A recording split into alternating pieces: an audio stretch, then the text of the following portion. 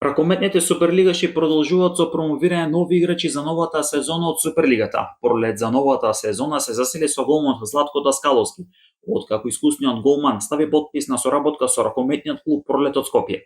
Даскаловски кога следните 2 сезони ќе го носи дресот на Пролета, а покрај врските со првата екипа, овој искусен чувар на мрежата ќе помага во развојот на голманите во Болдинската школа на Суперлигашот од Скопје.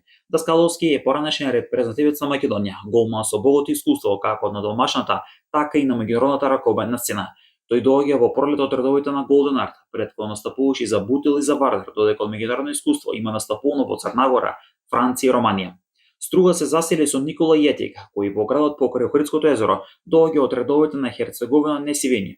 Новото засилување на Струга има 20 години, младински репрезентативец на Босна и Херцеговина, а пивотот е прво засилување во редовите на Струга и големо засилување.